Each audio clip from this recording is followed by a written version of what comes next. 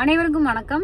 நான் ஒரு பெரிய ஆதங்கத்தோட தான் இந்த பதிவை போடுறேன். ஆனா நான் என்ன சொல்ல வரேன் அப்படிங்கிறதுக்கு முன்னாடி ஒரு சின்ன விஷயம். வரப்போற சட்டமன்ற தேர்தல்ல நிற்கக்கூடிய அனைத்து கட்சி வேட்பாளர்களுக்கும் என்னுடைய நல்வாழ்த்துக்கள். மே தி பெஸ்ட் கேண்டிடேட் வின். என்னுடைய ஆதங்கம் என்ன அப்படின்னா, அரசியலுக்கு வர பல பேர் சொல்லக்கூடிய ஒரு விஷயம், நான் கெரியரோடைய பீக்கை விட்டுட்டு வந்தேன், நான் ஒரு அரசு பதவியை விட்டுட்டு வந்தேன். இன்னைக்கு கூட ஒருத்தர் பேசியிருக்காரு, நான் ஒரு பெரிய அரசு பதவியில இருந்தேன், நான் அதை விட்டுட்டு வந்தேன் அப்படின்னு.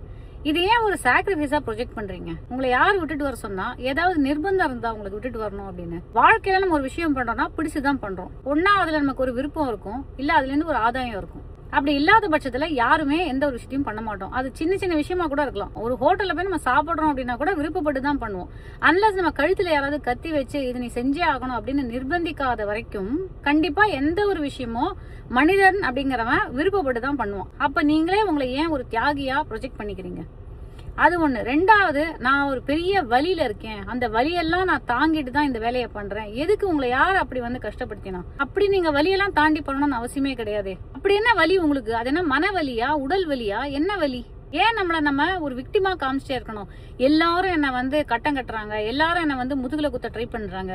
ஆக்சுவலி எல்லாருக்கும் வேற வேலையே இல்லையா? அப்படி பார்த்தா இந்த உலகத்துல, ஏன் உலகத்தெல்லாம் விடுங்க, இந்த நாட்டுல எவ்வளவு சிங்கிள் மதர்ஸ், சிங்கிள் பேரண்ட்ஸ், அனாதை குழந்தைகள், மாற்றுத்திறனாளிகள், எவ்வளவு பேரு என்னென்ன பெயின்லாம் தாண்டி அவங்க வந்து இன்ஸ்பைரிங் லைஃப வந்து வாழ்ந்துட்டு இருக்காங்க. இதுல நமக்கு பொருளாதார சிக்கல் இல்ல, அடுத்த வேளை சோத்துக்கு பிரச்சனை இல்ல, நம்மள நம்பி இத்தனை பேர் இருக்காங்க, நம்ம வந்து ஒரு விஷயத்துக்கு பண்றோம் அப்படின்னு வரும்போது இத்தனை பேர் நம்மள சப்போர்ட் பண்றாங்க. இதெல்லாம் நம்ம பாசிட்டிவா தான் எடுத்துக்கணும். நீங்க ஒரு விஷயத்த பண்ணணும்னு நினைக்கும் போது உங்களால பண்ண முடியுது. இன்னைக்கு எத்தனை பேரால அந்த மாதிரி பண்ண முடியும்?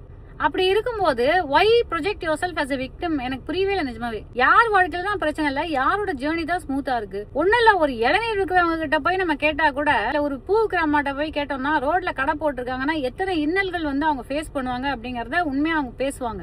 எத்தனையோ கிராமங்கள்ல, ஊர்கள்ல ஒடுக்கப்பட்ட சமூகத்தினர் எவ்வளவுலாம் அனுபவிக்கிறாங்க நமக்கு தெரியுமா? அந்த மக்களுக்கு பணிபுரியறதுக்காக, அந்த மக்களுக்கு ஒரு நல்லது பண்றதுக்காக நம்ம அரசியலுக்கு வந்திருக்கோம் அப்படின்னா கண்டிப்பா இந்த வார்த்தை உங்க வாயிலிருந்து வரவே வராது. நான் இதை விட்டுட்டு வந்தேன், அதை விட்டுட்டு வந்தேன். உங்களை யாருமே வந்து நிர்பந்தப்படுத்தல, வரணும்னு யாரும் வந்து அழல. இப்ப நீங்க வந்துட்டீங்க, வந்ததை நாங்கெல்லாம் வரவேற்கிறோம். வந்ததுக்கு அப்புறம் மக்களுக்கு என்ன பண்ணணும் அப்படிங்கறத மட்டுமே பார்த்தா பெட்டரா இருக்கும் அப்படின்னு தோணுது. ஏன்னா திரும்பி திரும்பி இந்த நான் என்னமோ இதை விட்டுட்டு வந்துட்டேன், நான் தியாகம் பண்ணிட்டேன், நான் சாக்ரிஃபைஸ் பண்ணிட்டேன் அப்படின்னு சொல்றது it is highly boring to watch. அந்த காலத்துல ஆங்கிலேயரை எதிர்த்த சுதந்திர போராட்ட வீரர்கள்லாம் இந்த மாதிரி யோசிச்சிருந்தாங்கன்னா இன்னைக்கு நம்ம இப்படி உட்காந்து பேசிட்டு இருக்க முடியுமா? சோ நீங்க அரசியலுக்கு வந்தது உங்களுடைய விருப்பம், மக்களுக்கு சேவை புரியணும் அப்படிங்கறது உங்களுடைய ஆத்ம திருப்திக்காக வரீங்க. அது மட்டும் இல்லாம இதுல ஒரு ஆதாயமும் இருக்கு. இதன் மூலமா உங்களுக்கு பதவி, புகழ் எல்லாமே கிடைக்கிறதுக்கான பாசிபிலிட்டி இருக்கு. இதெல்லாம் ஒரு பேக்கேஜா பார்த்துதான் நீங்க வந்திருக்கீங்களே தவிர, நீங்க வந்து ஒரு பெரிய உங்க வாழ்க்கைய வந்து ரத்தமா பிழிஞ்செல்லாம் நீங்க யாரும் இங்க வரல. தயவு செஞ்சு அந்த நரேட்டிவ மாத்துங்க. ஒருத்தர்னு கிடையாது, ரெண்டு பேர்னு கிடையாது, யாரு சொன்னாலும் இந்த நரேட்டிவ் தப்பு தான். உனக்கும் கீழே உள்ளவன் கோடி, நினைத்து பார்த்து நிம்மதி நாடு அப்படிங்கறது நிம்மதிக்கு மட்டும் கிடையாது. உனக்கும் கீழே ஒவ்வொரு ஆப்பர்ச்சுனிட்டி உனக்கு வாய்க்கும் போது அந்த ஆப்பர்ச்சுனிட்டி கூட இல்லாத எத்தனையோ மக்கள் இந்த உலகத்துல இருக்காங்க, இந்த நாட்டுல இருக்காங்க அப்படிங்கறத பார்த்தோம்னா நம்மளோட சிச்சுவேஷனை பார்த்து நம்ம இவ்வளவு பரிதாபப்பட மாட்டோம், பாவப்பட மாட்டோம். நமக்கே நம்ம வந்து விக்டிமா ஃபீல் பண்ணி நம்ம வந்து எல்லா நேரமும் இந்த மாதிரி தாழ்த்தி பேசிட்டே இருக்க மாட்டோம். So you are not a victim. Please don't victimise your self. எந்த வலி, எந்த பெயின் ஏதாவது இருந்தானா பிசியோதெரபிஸ்ட போங்க, கண்டிப்பா சரி பண்ணி கொடுப்பாங்க.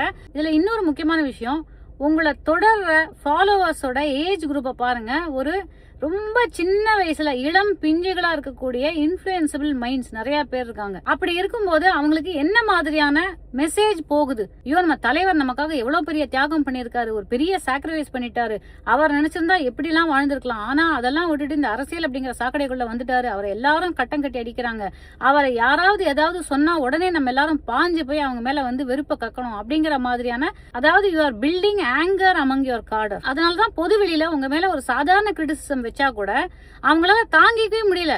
They are retaliating to the point of destroying their own careers and their own peace of mind. So இந்த மாதிரி இந்த ஃபாலோவர்ஸ் தலைவனுக்கு எப்பவுமே ஒரு பிரச்சனை இருந்துட்டே இருக்கு அப்படின்னு உசுப்பேத்தி விடும்போது அவங்க அவங்களுடைய கெரியரை சம்டைம்ஸ் டிஸ்ட்ராய் பண்ணிக்கிற அளவுக்கு சில வேலைகளை பண்ணிடுவாங்க. அது ஒரு கல்டிஷ் பிஹேவியரா மாறறதுக்கான எல்லா வாய்ப்புகளும் இருக்கு. இங்க யாருமே விமர்சனத்துக்கு அப்பாற்பட்டு கிடையாது. அரசியல்ங்கிறது ஒரு எந்த அளவுக்கு ஒரு புனிதமோ அந்த அளவுக்கு சாக்கடை தான். யாருமே அதை இல்லைன்னு சொல்லல. அரசியல் அப்படின்னு வந்துட்டோம்னா நிறைய சேலஞ்சஸ் இருக்குதான் செய்யும். உங்களை எதிர்த்து நிறைய நரேட்டிவ் செட் பண்ணதான் படும். ஆனா அதெல்லாம் நீங்க எதிர்கொள்ளணுமே தவிர இந்த மாதிரி எல்லா நேரமும் உட்கார்ந்து ஓன்னு ஒப்பாரி வச்சு அழுதுட்டு இருந்தா ரொம்பவே போரிங்கா இருக்கு பாக்குறதுக்கு. அரசியல் களத்தை பாசிட்டிவா எதிர்நோக்கும். எல்லாருமே இங்க மக்களுக்கான நல்லது புரியறதுக்கு தான் வந்திருக்காங்க. So let us work positively. Thank you so much.